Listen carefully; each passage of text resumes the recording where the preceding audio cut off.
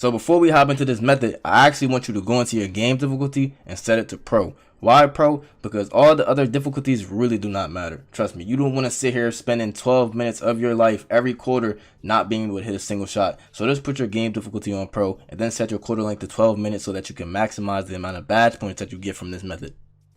So compared to previous years, getting badges in this game is actually way easier. You don't have to come down, call plays, keep calling pick and rolls and fading and stuff like that. It's actually way easier than it has been previous years, and I think that was actually intended since this game is actually going to be old compared to next gen. So they don't want people spending maximum time trying to get badges or whatnot. So the method that I'm going to show you today is actually pretty easy. If you've been around, you've probably seen this already, but I do want to bring this to the attention to the people that may have just gotten the game, because the game is still only a week old. Now, if you're watching in the background, you can see that I'm doing a few jab steps. That's really the key to this method, is you want to jab step over and over and over again until you get open.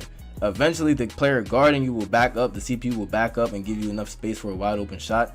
The reason in the beginning of the video I told you to put this on pro is because on other difficulties I've tried it, and basically when you jab step, they do not move whatsoever. If you've played on Hall of Fame or even Superstar, you know for a fact that when you're anywhere on the court, the CPU is guarding you like you're gonna make everything. They won't leave you open. They're not gonna give you any space. No matter how many times you jab step, pump fake, or pass fake, they're still gonna stay on you regardless.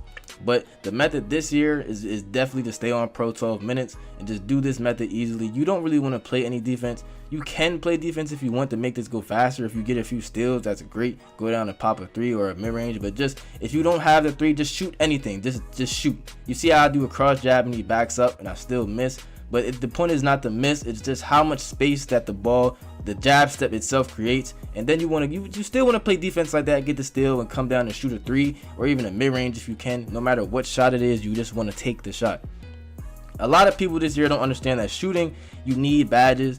I'm pretty sure that like badges this year are really what matters. Even though like low shooting like attributes really still cannot shoot even with badges matter just as much. I haven't seen a lot of people with low shooting attributes this year because everyone's making the same build, play shot, anything pure sharp, anything that can shoot, because shooting this year is really hard. So I really wanted to bring you guys this method so that you're able to not only shoot better in the park, but you're able to not spend as much time in my career getting all these badges just being like frustrated because you don't know any methods.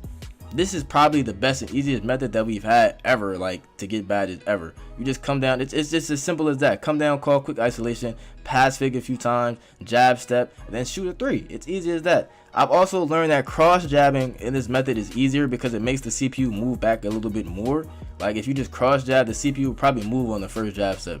If you do a regular jab step, they'll probably stay there because, you know, defense. But look, I'll just keep the regular jab step, doesn't move him, but as soon as I do a cross jab, watch how fast LeBron moves back. Look how much space he just created just off that cross jab. So if you want to do this method fast, you want to get open almost every time, make sure you do a cross jab because that creates the most space. You see how far he just backed up on that and how much space I had to shoot that 3?